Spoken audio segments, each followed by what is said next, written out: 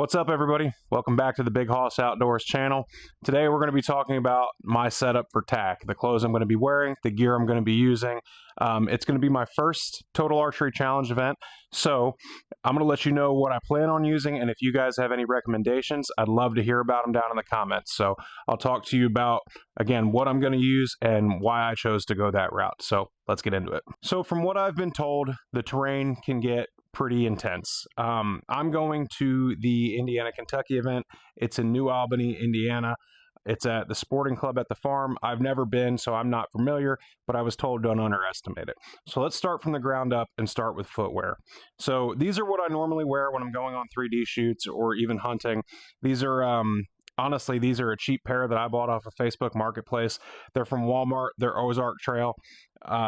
You know, I think I paid $10 for them. Was told to wear something with some ankle support, but these are pretty comfortable. So this is what I'm going to go with. I might end up getting a different pair of boots, just something a little bit better quality, just because I'm going to be hiking a few miles each day. I plan on doing 3 shoots over the course of 3 days, so feet are going to be important. But this is what I'm going to wear, or this is what I'm going to start with, or at least what I plan on using now. So that's the footwear.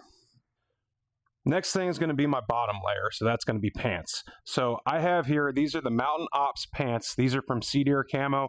They're a very lightweight and breathable pair of pants.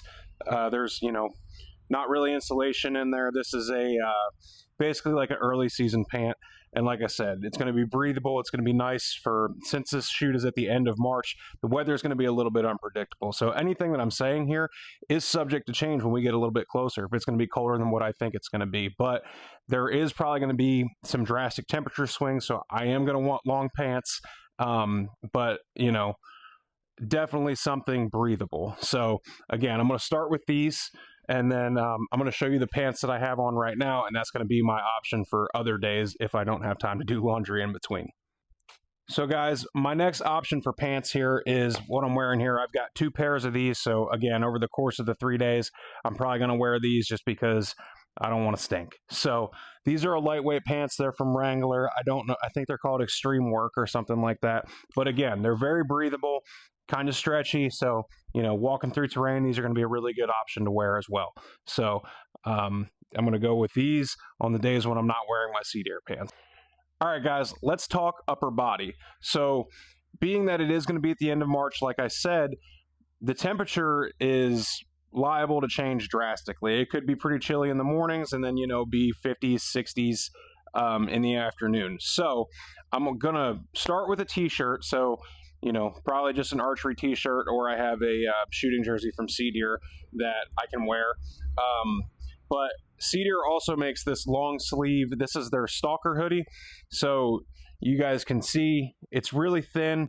It's a nice, you know, spring, fall, even summertime fishing, keep the bugs off you. So I'll probably have this in my pack, have a t-shirt on in case I want to get rid of this. And then I'm also going to take a jacket, and I will show you that now.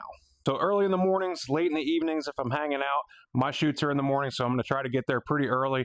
When it's cooler, I will have this. This is the Sea Deer Stalker jacket. This is kind of like a early spring, you know, fall jacket. It's warm, but it's not super heavy. So this is something that you can wear in those spring 3D shoots, you know, when it is a little bit chilly out. You guys can see it's a little bit heavier. It's nice and soft. It's a nice jacket, and it's going to be a really great option for when it is chilly. But if I want to strip it off and put it in my pack, I will have the ability to do that. So that covers from toes to at least here. Let's get to the top of the head. Let's talk headwear.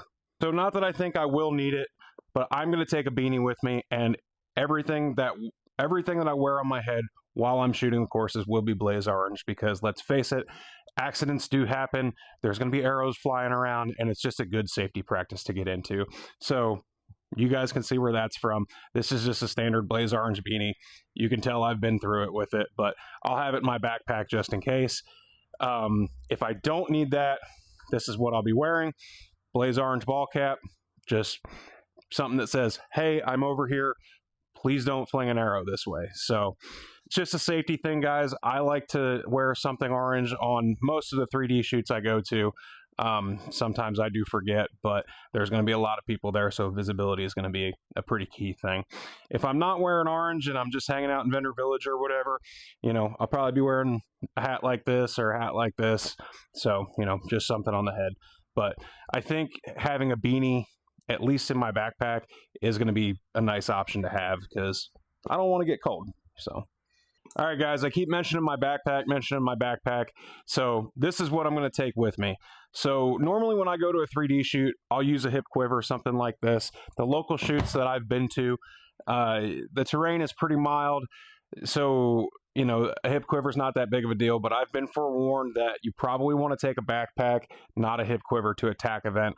And I kind of assumed that already, but a backpack is going to be a nice option because, I've talked about all this clothing that I want to have and store and be able to have it with me.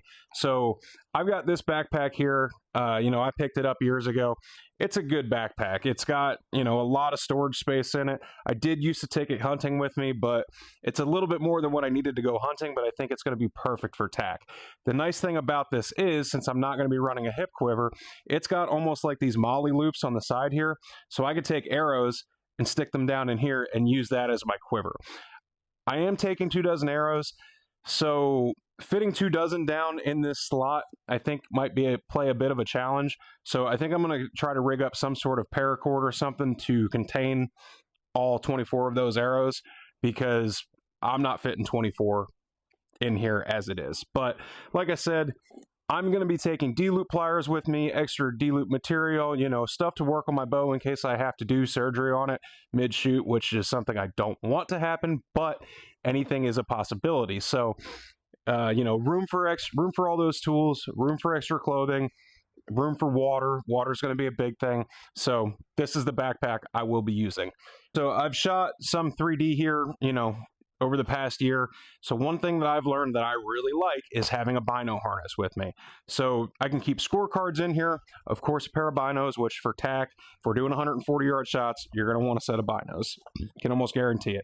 Rangefinder pouch, spot for my release, everything that I'm going to need pretty much every time that I draw my bow back, like the rangefinder, the binos, release, stuff like that, I can keep readily accessible right here in my chest pack.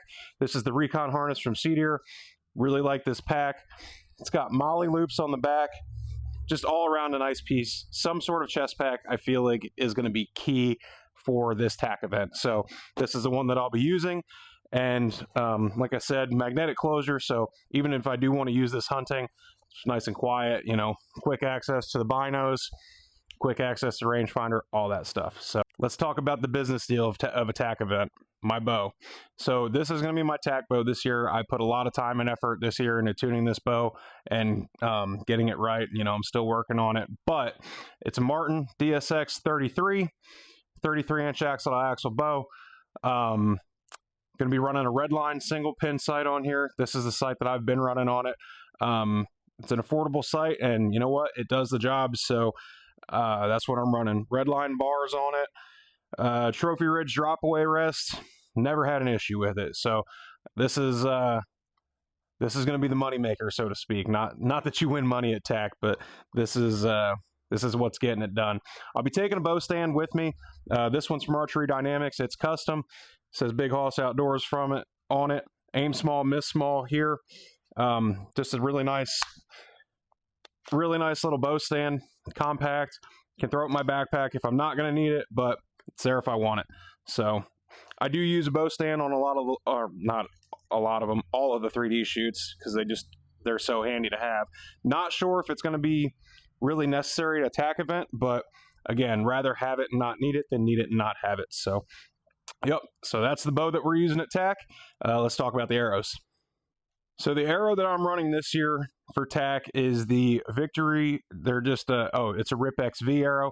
It's a 350 spine, 20 grain insert, I believe, 100 grain tip, AAE Air Razor 26s, wraps from the Boutique. So this arrow comes in at like 338 grains, if I'm not mistaken. It's a pretty light arrow, but that bow only draws 62 pounds. It's a fast bow. We got a custom sight tape made for it, so everything's good. This is, I wouldn't hesitate to hunt with this arrow, but I built these specifically for 3D with tack in mind. So that's why they're so light. And yeah, that's what we're shooting at tack this year. So, or all 3D this year. All right, guys. Well, I think that pretty much covers the tack setup for this year, what I'm taking with me, what I'm going to be using. So, again, let me know down in the comments if there's anything you guys think I need to take with me that I didn't show, or that I don't need to take with me that I did show, or any advice. Since it's my first one, I'm always wanting to learn, and I would love to hear your guys' experience. So I hope to see you there if you're going. Please stop by, say hi to me. I'd love to meet you guys, shake your hands. So yeah, see you there, and have a great hunt, guys. We'll talk to you later.